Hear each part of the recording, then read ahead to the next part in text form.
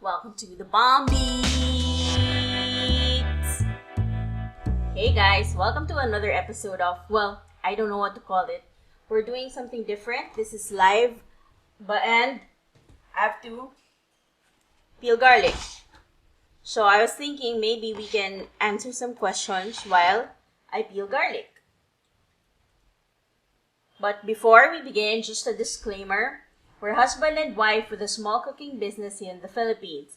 We decided to start this YouTube channel to help Filipinos learn how to cook super easy but very delicious meals with ingredients readily available in the Philippines.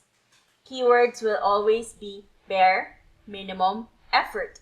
Just because not a lot of effort is put in it doesn't mean it won't be yummy. Cooking should always be fun and easy, and hopefully you will be inspired to feel the same way. We have roughly 30 to 35 years of cooking between us, and we love cooking shows. Whatever information that comes out from this is based on our own experience and information we have acquired along the way. These are also our opinions. We will credit sources in the description bar below, but if we are unable to, and you know where you've heard them, please let us know at the comment section below so we can properly cite sources. Also, if you have any food allergies or dietary restrictions, please consult with your doctor, dietitian, or nutritionist before experimenting in the kitchen. Okay, so there was this video, I think a few months back, and it went viral where there's this lady who just started peeling garlic fast. Like she used a paring knife, something like this, and she would just stick it in, twist it, pull it out. So I'm trying to do that. I don't know if it's the most efficient way to peel garlic, probably not, but I found it so fascinating. So I decided to do it. So here's the garlic. Here's where we'll put the peel, and here's where we put the peeled garlic. And since, they say it takes 10,000 hours for you to master something, I think I've probably put in 12 hours in. So I have 9,988 hours to go. And since this can be very tedious, I was thinking maybe we can answer questions. Maybe we can answer questions about cooking. So we asked the internet, actually mostly my friends, on what cooking related questions they want to ask. Maybe they're too shy to ask, or maybe it's so basic, it's so simple, but we're here to answer them. Anyway, so before we start, I'll show you what the lady was doing.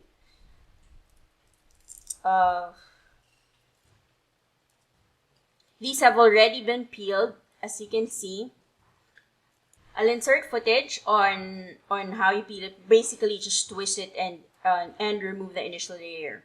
And then what she did was pierce here. If you notice, this is like one clove. She pierced it at the side, like so, twisted it, and it came out. So obviously this didn't work here. And then the way she held it was the butt side facing up, and then maybe then do the number 3 sign and wrap your hands around it. So anyway, let's try it again. If not, I'll just peel this separately. No.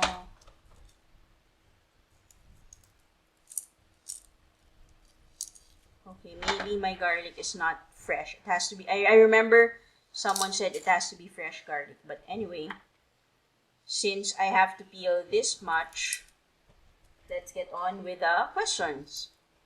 So first is from Myron and Inky. Myron Mariano and Inky Unson. What is like your cooking starter kit? What can you recommend if you're getting into cooking? So there are two scenarios with that. First is if you're working out from an existing kitchen. So like if you still live with your parents, or if you have a cook at home and they've already built the kitchen, they've already built their equipment, a good place to start is just invest in a knife. We like this brand, it's New Flam, because it's one piece. It's metal, it's stainless steel, it's one piece, so it doesn't, there's no wood, there's no wood rot. You won't have to experience that. It's pretty lightweight. And it doesn't rust. So a good one, you start with a paring knife and maybe a chef or a santuku knife. I'll insert images of them. Or better yet, I'll just get it. Hold on. This is a santuku knife. It's 5 inches. My husband prefers this. And since I'm pretty flexible, I don't mind using whatever knife is available. Because that's how I learned how to cook. This is okay. So, like, the first thing we bought is this. And I was able to use this knife for like a couple of years before we started adding to this. So this is a good one. But just be sure when you buy your knives, test it out, see if it's light enough or if it's heavy enough. If it's light enough for you, because with repetitive motions, this can put a strain on your arm, whether it's your shoulder, your elbow, or your wrist.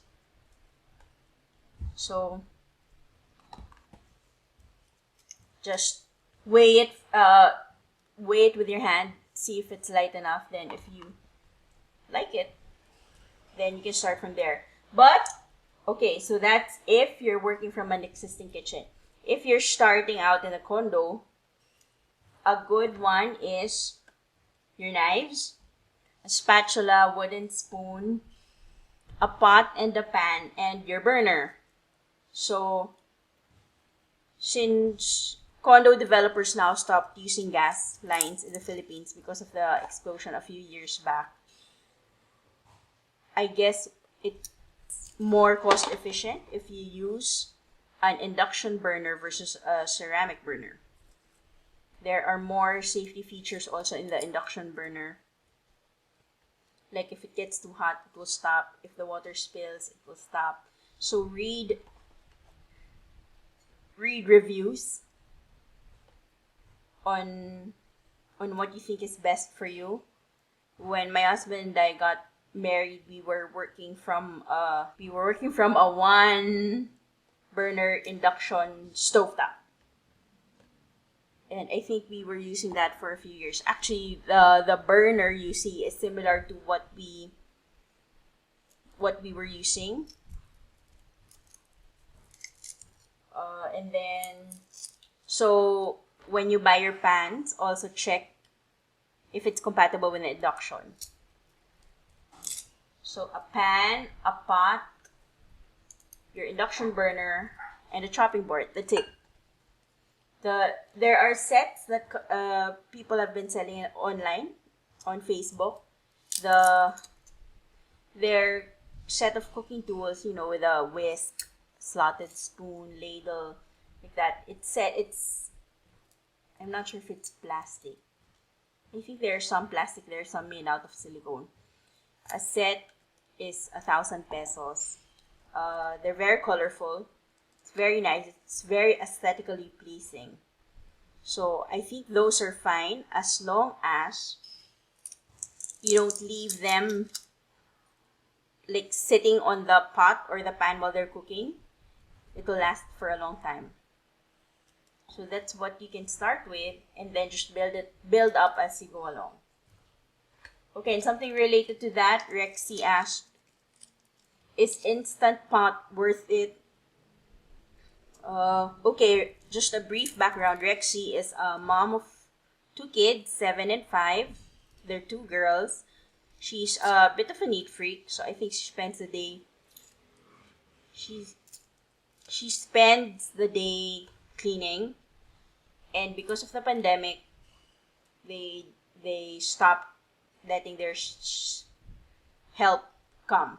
the staff come to the house. So she's doing everything herself. Her husband's working, the kids are homeschooled, and she's not really a cook. She doesn't like cooking. She needs to follow the recipe and all that. So for someone like Rexy, yes, we actually, because of her question, we took out our Instant Pot out of storage. It's sitting just in our storage room for a year. So we took it out, decided to try it, and we like it. I should have said it with more enthusiasm, but it was hard for me to start using it because I have control issues. I need to see what's going on in the pan, and the idea of, leaving it to the machine was kind of daunting for me. So when we took it out, we tried a few dishes. So far, we like it. You can also cook rice in 3 minutes. The active cooking time is 3 minutes. So it's fun. It's nice to experiment. The thing is, you should, before you start buying and before you start using it, you should watch other videos on what not to do. Because that was the first thing. That was the first thing I should have done, which I didn't. Was to watch what not to do. What not to do, because I had some yogurt chicken marinating in the fridge. Decided to put that in the Instant Pot. Sear it actually first, and because it got burned, it didn't come out as well as I had hoped. So read first, read the manual, watch videos on what not to do, and I think it'll be easy. Once you get over the learning curve, it's easy. You can really set it and forget it, and it's fun. But the thing is, Instant Pot here is expensive. It can get really expensive. So what I did was I bought it in the States when I went there last year. I bought it on sale at Costco for like $60 or $69. It's probably $70 now. Well, no, I bought it full price. It wasn't. Anyway, and I just bought a step-down transformer. So I bought the Instant Pot at Costco with other cooking equipment. Just bought a step-down transformer, a 5,000 watt step-down transformer, and we use it. So when it's safe to travel again, or if you have relatives sending balikbayan boxes over, you might want to consider that. The cost will probably come out the same, like the Instant Pot and the transformer. But if you're going to buy other cooking equipment with it, since they're all 110 volts, it might be worth it. Okay, so I answered the Instant Pot question, and then Myron asked again. Actually, Myron asked a lot of questions, so which is giving me purpose to finish this, or incentive to finish this.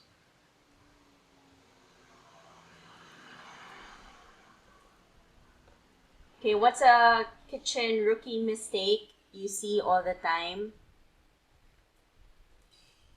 I guess the rookie mistake is cooking oil, not using the right oil, and not using the right pan, and seasoning.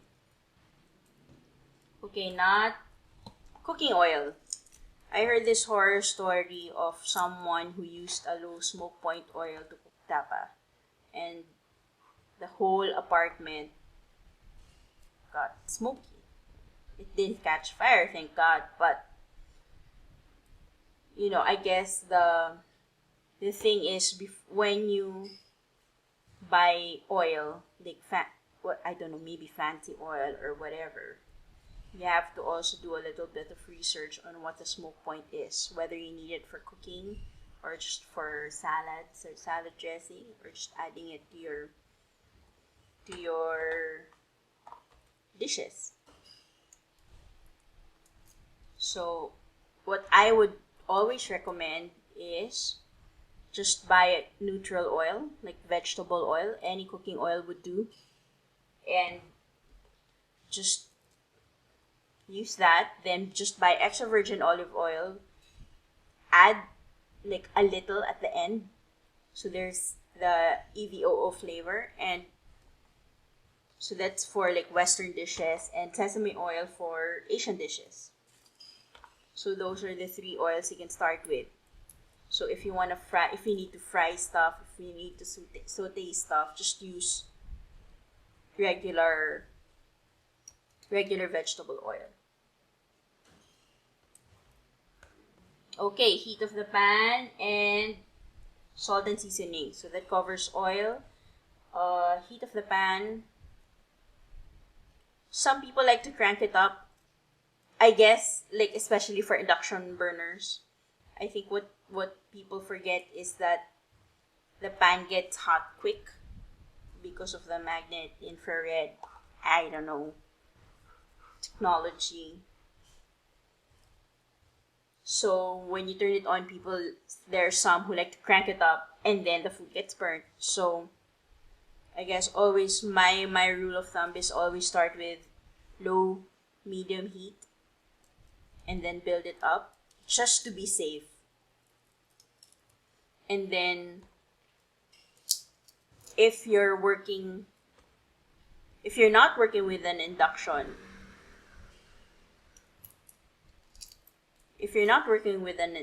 like a ceramic pan or a burner, the size of the pan should be proportionate to the size of the burner.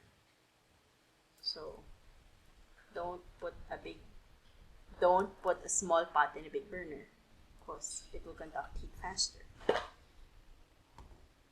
Things like that. Anyway, and salt and seasoning. I guess we can move on to the next question. I grouped the questions already ahead of time, so I know how to answer them. And so that the transition will be smoother. Okay, salt and seasoning. So Cheska asked how much salt to put, and her next question is, what's the difference between whole peppercorns, cracked pepper, and ground pepper? And also related to seasoning is dry versus fresh herbs, which this is Myron's question. Dry versus fresh herbs, is using one better than the other? Okay, so I guess the rookie mistake that I see with seasoning is that people don't know how much to season, when to add seasoning, how much, and what to put. So the next 3 questions will probably answer that. Okay, how much salt to put? It depends. How much salt to put really depends on what salt you're using. Like cooking shows in the US put kosher salt. And when I see cooking shows, when I see them, they put a lot. It didn't occur to me. I didn't think about it that kosher salt is not salty. So I would react and say, "Oh, that's too much salt." And my husband said, kosher salt is not salty. And that's why they have kosher salt for cooking and table salt to add later on. But here, I don't know what the equivalent of kosher salt is. I mean, in terms of saltiness. So it's really safer to say salt and pepper to taste. This is where I say don't follow the recipe if it's from the States where they call for kosher salt, because you might end up over-salting your food. And I guess that's why people tend to over-salt their food, is because when they see cooking shows, and they see them put like sprinkle a lot. They don't factor in that the salt is not salty. How do you know if the salt is not salty? I don't know. Try it. If it's salty, you go, ah, it's salty. If it's not, then you know how much to put. It's really trial and error. There's really not much. It's not much help. I don't have a hack for it, but just always start with a small amount and then just build up until you know exactly how much to put. Okay, what's the difference between whole peppercorns, cracked pepper, and ground pepper? I guess this was Cheska's question again. I guess it was terms of which one to buy. It's cheaper to buy whole peppercorns that versus cracked and ground. Well, because there's more effort put into the cracked versus ground pepper. Personally, I like using whole peppercorns because I am not much of a pepper fan and I like to fish them out. Oh, she was asking also when to use. So nice to use whole peppercorns, I guess, in soups where you can fish it out like nilaga or adobo. Just take it out after if you don't like it. Cracked peppercorn, basically you release the flavor. It's also nice because it's still big enough and you can fish it out. Ground pepper is, I don't know. Ground peppercorn. Ground peppercorn is okay, but I wouldn't recommend buying the pre-ground ones, the ones that I don't recommend buying the ones in the bottles that have been ground already. Because I don't know, I think I saw this in the Bon Appetit video because the ground pepper might have been sitting out already and you might lose the flavor. However, if you're lazy, we're still promoting BME and you don't want to bother grinding up peppercorns, if you buy the ground pepper, just add more. I guess that's how you maximize the flavor of the peppercorn. Okay, dry versus fresh herbs. Is using one better than the other? Yes, there are differences. Wait, the dogs are barking, so let's pause. Okay, sorry about that. I needed to take a break because, well, the reason why we don't do live videos is because we have neighbor dogs who are very cute but very aggro. So they bark all the time, and I guess when they bark, it's an invitation for our dog, who's a lab mix, to go bark with them. So when our neighbors' dogs start barking, it takes a while for them to stop. So we don't do live because it's hard and you'll hear them in the background. And I guess some of the outtakes or the B-rolls we've shown, you'd hear them barking. Anyway, going back to the question, Myron's question of dry versus fresh herbs, is there a difference? Yes, there is. There are some things you can't achieve with dry herbs. So like, if you want you won't be able to achieve the fresh basil flavor if you use dry basil. But if you're just learning how to cook, I guess it's okay to use dried herbs.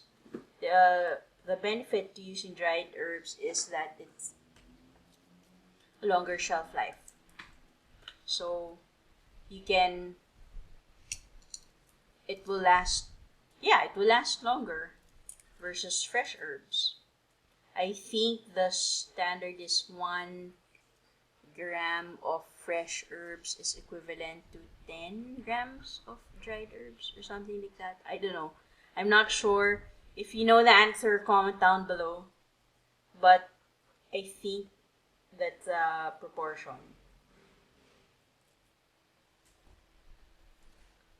And rather than fresh herbs, like buying fresh herbs, if you have the space, I would recommend just buying potted plants. Like grow your herbs and just pick them whenever you need. Like we were gifted by my uncle like a small pot. It was a small in a styro cup. We got it from his hydroponic shed, garden. So it was just small, and we were able to propagate it, and it's thriving so well. So now we have so much of the garlic, of the basil. I'm sorry, and because of that, well, before receiving the basil, we thought we had black thumbs, but the basil is easy to grow and it grows so well, and because of that, we bought other herbs already, potted herbs, which we have introduced in our cooking. And since we're all stuck at home, so we have time to water the plants, it might be better just to buy potted potted herbs, rather than keep buying the herbs in containers. Okay, next question is by the Amara twins, Christine and Marie Amara. How to introduce local veggies to one's diet, and what local vegetables can we substitute, i.e. fennel? That was Marie's question. Okay, first, Christine's question, how to introduce veggies to one's diet. I sneak it in. Especially if you've grown up eating meat, like my dad and my uncle, they don't eat vegetables. But like, I grew up eating vegetables, so I like it. So a good way is to just sneak it in. My dad will only eat Caesar salad, I think. What else will he won't? Yes, that's the only vegetable he will eat. So I sneak it in. Like when I make meat sauce, because I usually do batch prep. So I make a big batch of meat sauce and just, freeze it, defrost it if I want to make lasagna, or I just want pasta, whatever, spaghetti. So when I make a big batch of meat sauce, I add more carrots and celery. So at least there's vegetables there. I might do a video on that. I sneak in also when I make dumplings. I guess it's an out of sight, out of mind thing. I do this because, I don't know, I've grown averse to eating, I don't know, vegetables. I mean, I'll eat vegetables, but like, I don't know, I don't like chop suey anymore. Maybe because that's how it was prepared at home, and I've grown sawa. I joke it's law of marginal utility, like it's lived its purpose for me. So I don't eat chop suey, I don't eat pinakbet, but I eat the ingredients. I eat the vegetables that come with it. So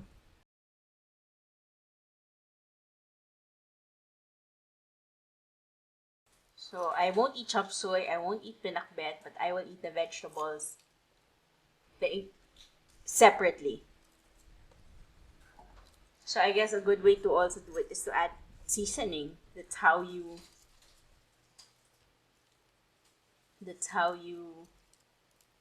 introduce or reintroduce vegetables.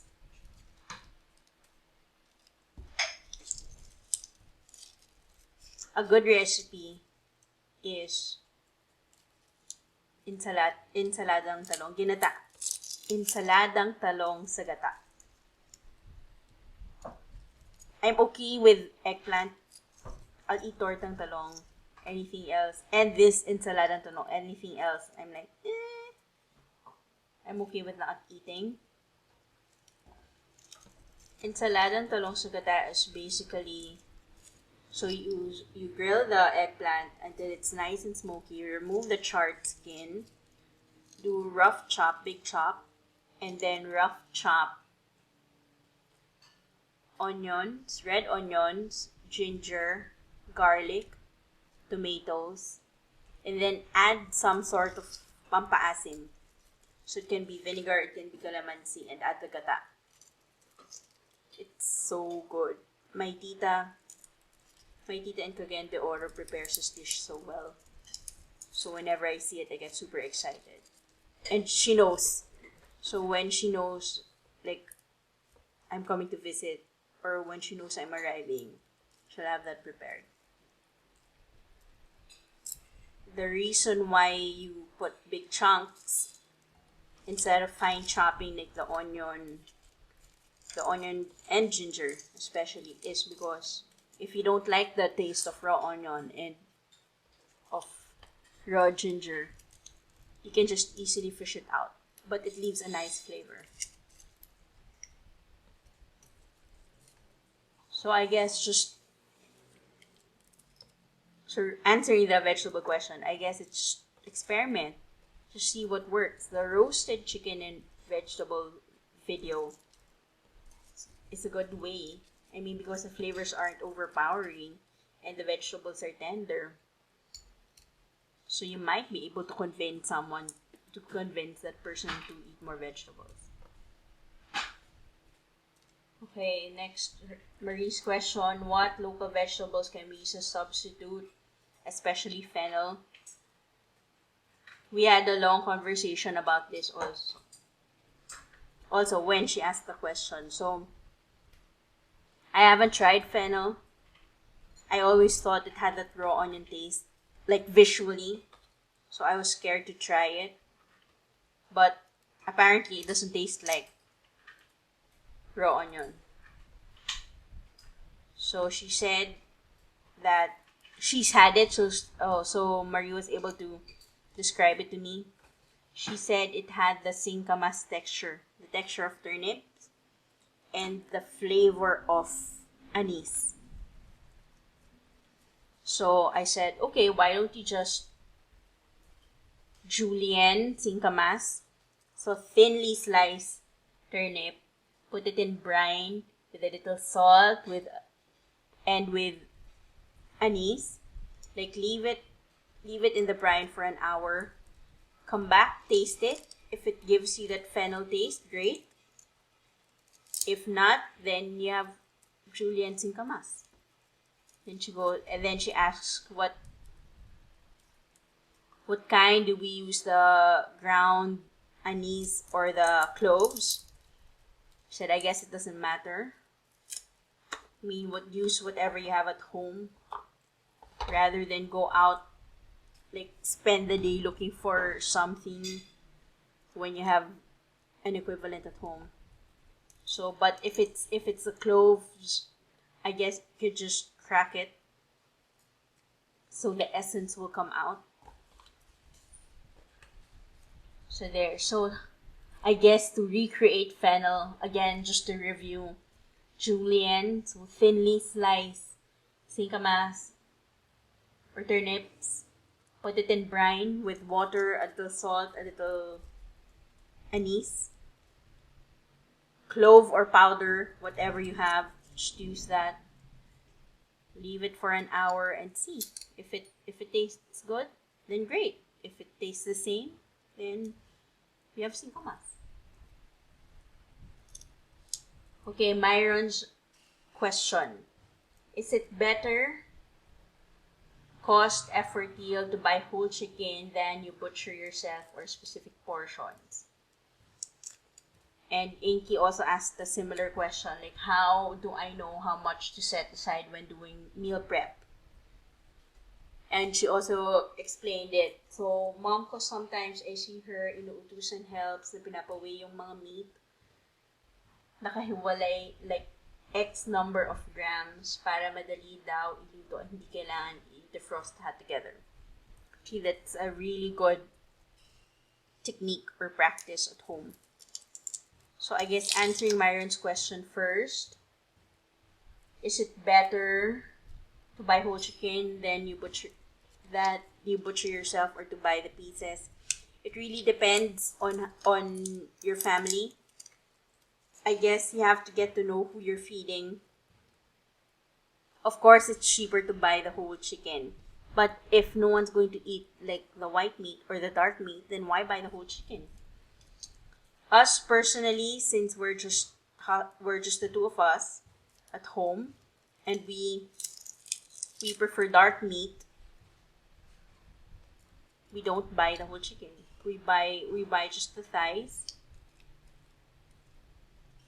And they might come out more expensive, but in the end, if that's what you'll eat, I mean, it's maximized. And, you know, it's bare minimum. For me, I really practice bare minimum effort. So I really don't want to bother cutting up chicken. Unless I really need to roast a whole chicken, I don't buy the whole chicken. It's that triangle. I'll insert it somewhere here. So it's the triangle where it's good, fast, cheap. Like if it's for food, maybe it's healthy, fast, cheap. Yeah, good, fast, cheap. You can do that. So like if you buy fast food, yes, it's fast and again. Okay, so the triangle is you can only have 2 out of the 3 in the triangle. So it's rare that you find like something that fits all 3 criteria.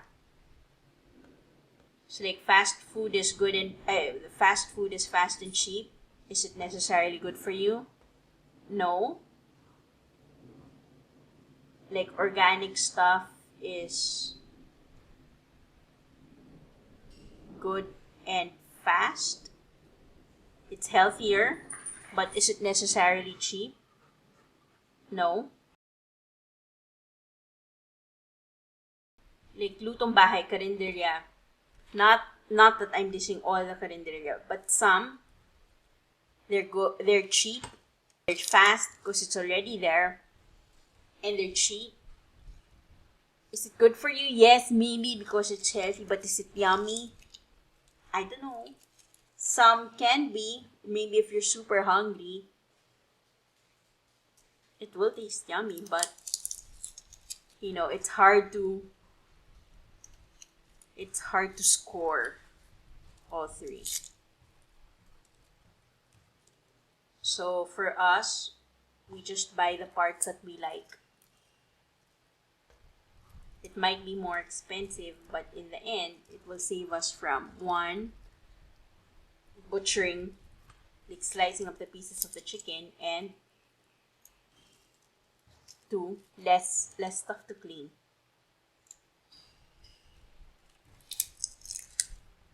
So how do I know how much to set aside while doing meal prep? That's Inky's question. I guess, know your family. Know who you're feeding. A good estimate is around 100 grams of meat per person. So like if you're a family of meat eaters, and like growing boys who eat a lot, then maybe allocate more, then weigh and just weigh the total number and then just set it to freezer. We hardly do this since when we cook in big batches. So we just use up the whole thing. But that's good practice. It's very good practice. Hi, Mrs. Unson. It's really good practice, what you're doing. Okay. So now we're moving on to the individual like scenarios. I don't know what to call them. But I guess these are the non-categorized questions. Ria Abendan asks, How do you make your own broth from scratch? Okay ba yung mga instant stock na nasa healthy options? Parang katamad kasi siya gawin. Haha. Okay, basically, broth is like clear soup and you extracted something from meat or from bones or vegetables, whatever. You extract the natural essence from whatever you put in a pot of boiling water. So beef broth is basically nilaga without the, nilaga. Bone broth is combination of all the whatever bones you have left. So it can be chicken, can be pork, can be beef. Then you let it simmer. They say it's good because the collagen from the bones, when you put it in your body, like that. Vegetable stock is basically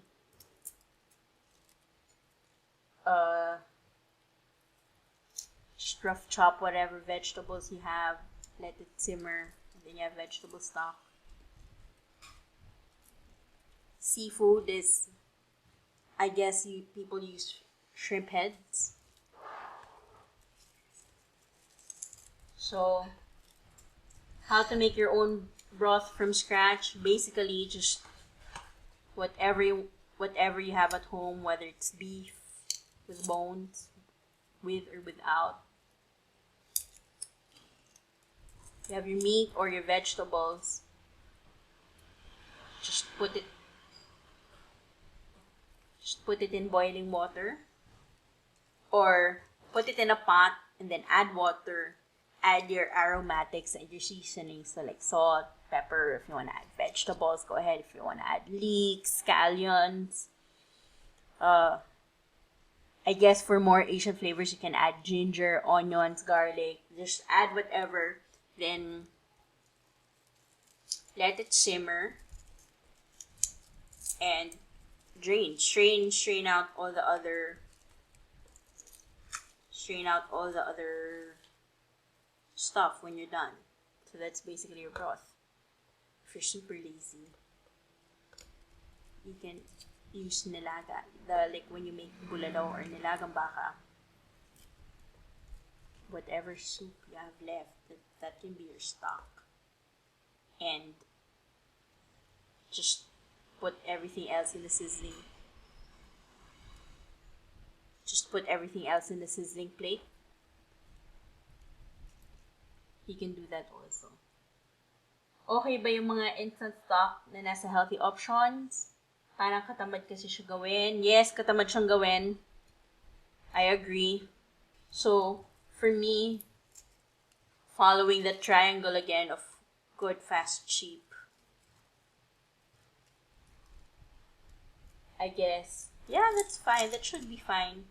It's really preference. If you don't want anything synthetic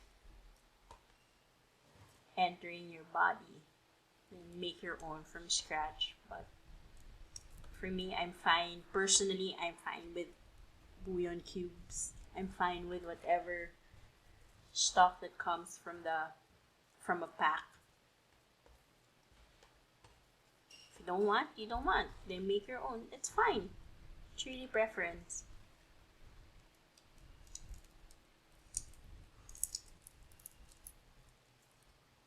Okay, next Kara's question is, why is my sotanghon clumped together when I make Vietnamese spring rolls? Okay, I don't use sotanghon. I don't know, I never bought it. Or maybe because when I would have it, like, our cook at home would make it, so, I never bothered learning it. But sotanghon is basically starchy noodles. And I guess the reason why it's all clumping together is because the starch is activated when you cook it. And it binds the noodles together. So maybe what you can do is either cook the noodles already until the starch is removed, or just soak it in water. Kinda like how when you prep potatoes, you put them in like a bowl of water to remove the excess starch. Maybe you can do that. And let me know how it goes. So just remove the starch from the noodles and hopefully it won't get clumpy.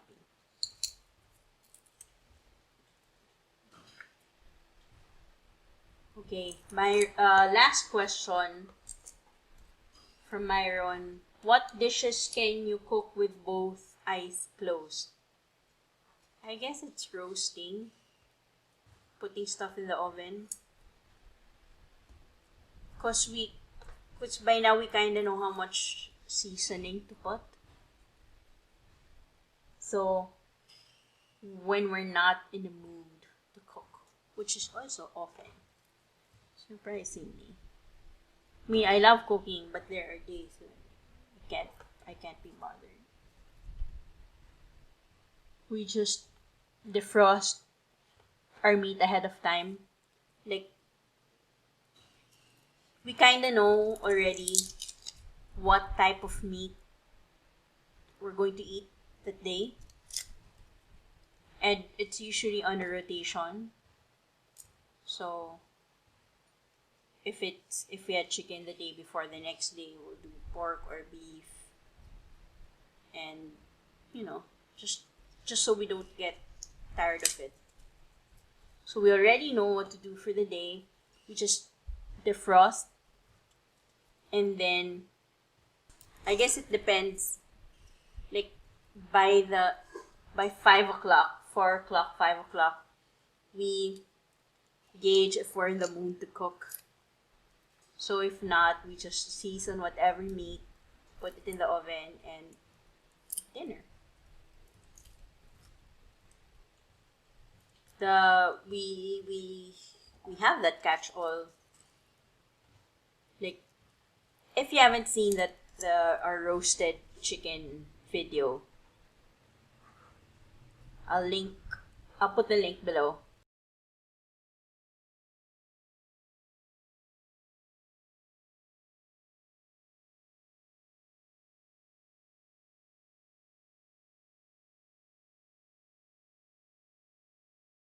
I really hope you don't hear the barking or it doesn't bother you. But anyway, moving forward, what I'll do is I'll just fast forward the clip when there are angry aggro dogs barking in the background.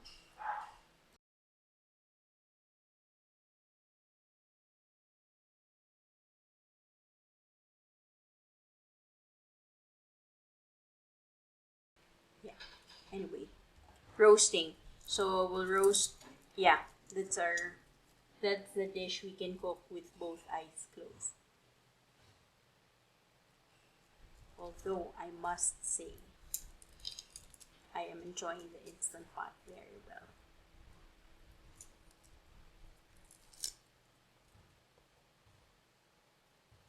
Okay, that's it. But I still have 3 heads to go. So I'll probably just put in some background music and fast forward. Because I have to finish this.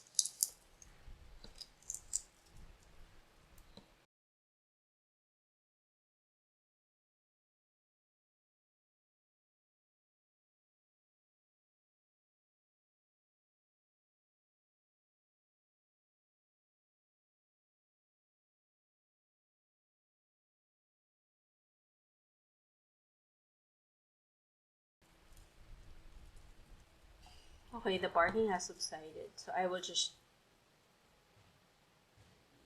interject for a bit. I'm having a hard time here in the middle. The last parts, I think I'm kind of getting the hang of the outer layers already. But when it comes to the middle, it's pretty hard. I don't know how they do it. I'll look for that video again. But I think if you're a master already, you were able to just, just stick it out, stick it, feel it. Or maybe my garlic's too big. Maybe it's old. Okay, confession time. I did this, this is my second take already. Yeah, I started with 1 whole kilo. But, what happened? Oh, I didn't like the video. So I had to change my setup. Oh, because the lighting, I bunched the lighting. And so the camera, it had that weird stripe thing. So I had to tweak my camera settings, change the setup, and I had to adjust so I can see like the viewfinder. Because with my previous setup, like I had to stand to see the viewfinder. But now it's set up that I can just look up. I'm sitting down, so I can look up and see if I'm still in frame or if the lighting is bad, like that. So anyway, fast forward again. Hi, editing Bomb Beats here. I found the video already and I realized that what I was doing was all wrong. You'll see when you click on the link, you'll see how she did it. So I guess I have to improve on it, work on it again, and I'll show you how to do it on the next video. Stay tuned.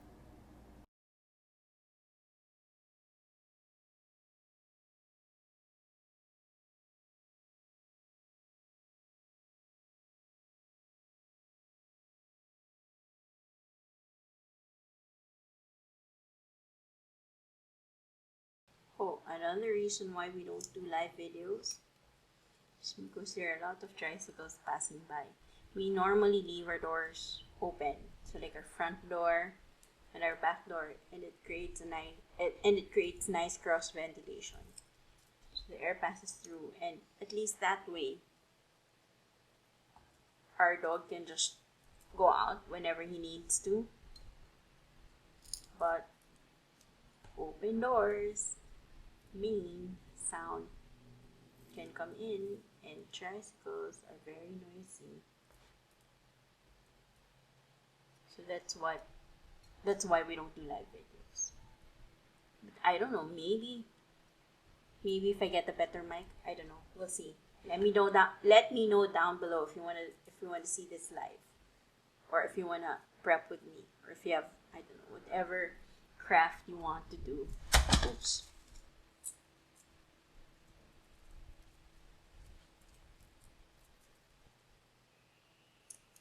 So why did I think of this?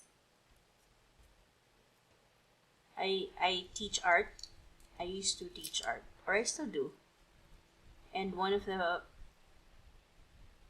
for me, the easiest way for me to teach is to sit down with my students, do art with them, and answer other questions.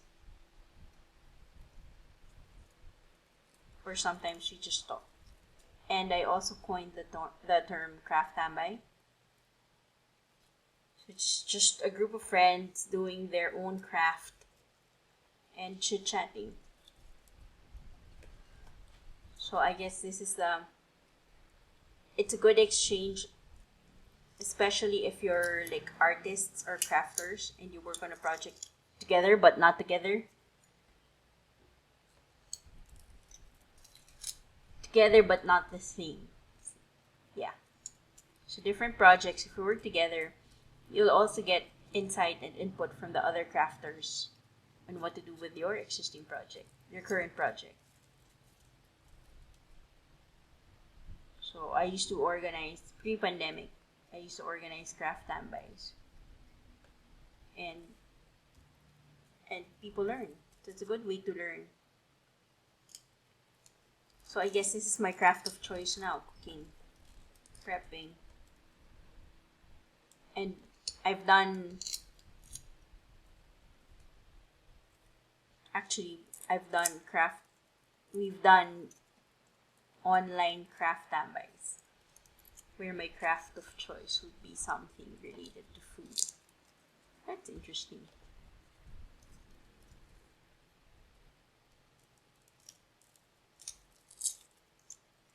See, I'm getting frustrated because the peel is not coming off. Like my first batch, which I guess makes it more frustrating. My first batch, I had more garlic where the skin came off. So I don't know, maybe it's just really the freshness of the garlic.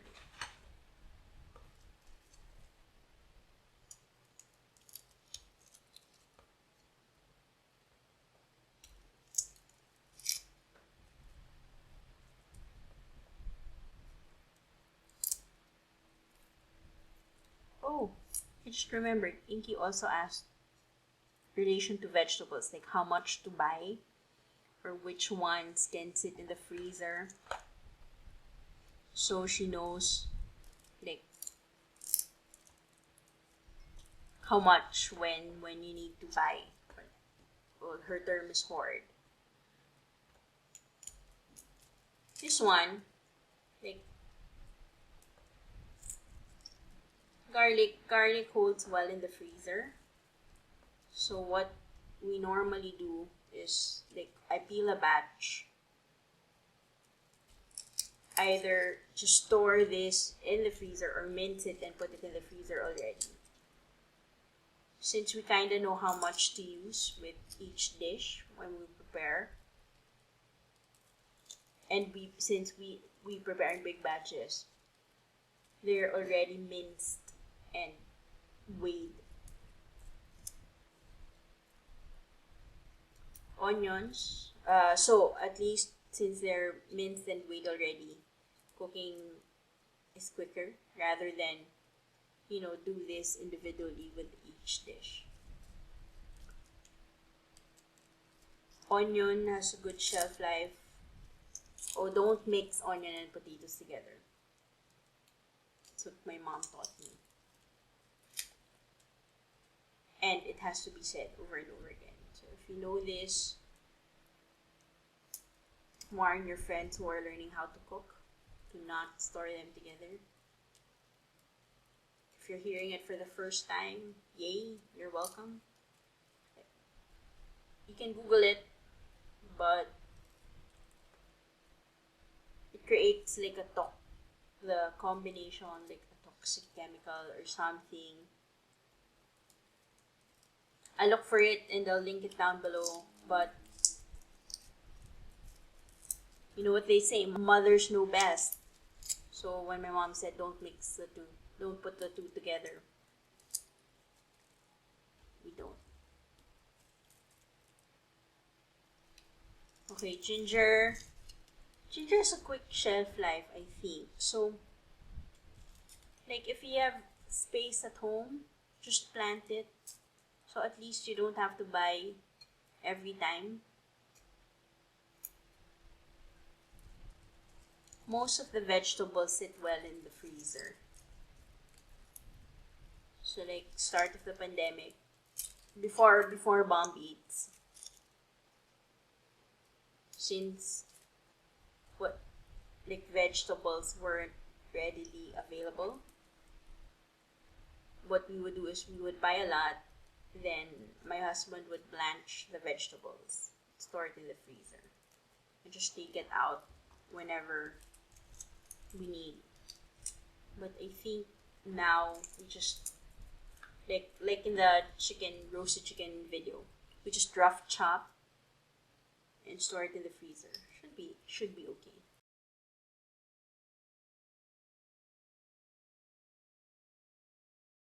Down to my last.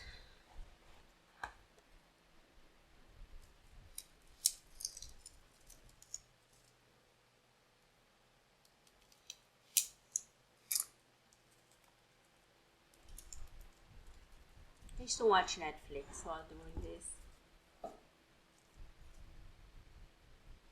because like focusing on peeling is just enough for your brain to stop analyzing, because I'm guilty of analysis paralysis, but it's not enough to I mean you need to focus, but at the same time you're still able to think. So I found out that food prep with Netflix dulls out the thoughts, but oh cool, I did it.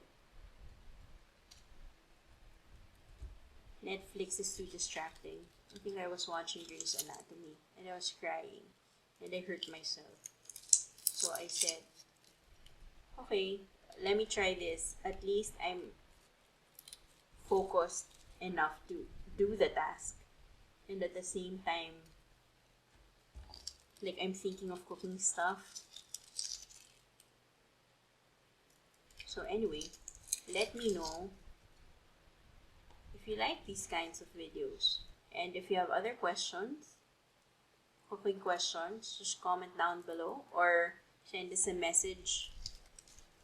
Our social media handles, everything's linked down below. If you want to be anonymous, it's fine. If the questions are too basic, too simple, it's fine, we'll answer them. And if you want us to expound on it, like we can make separate videos out of it. So let us know. This is good, huh? Okay. Apparently, you'll get the hang of it on your 6th head.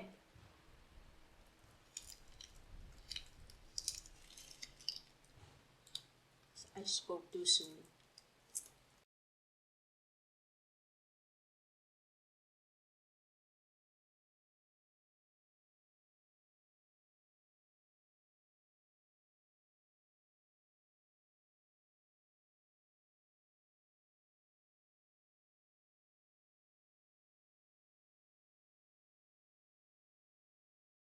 Okay, last couple of cloves left.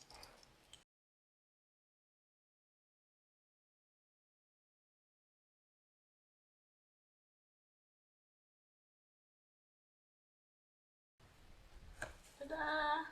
I'm done! That's it. You want to smell my garlic hands? I'm just kidding. Okay. Thanks for watching. Do you like these types of videos? If you do, let us know.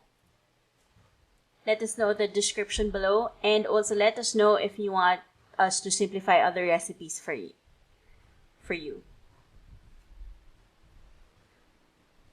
More importantly, don't forget to like, subscribe, ring the notification bell, and follow us at The Bomb Beats. Thanks from The Bomb Beats.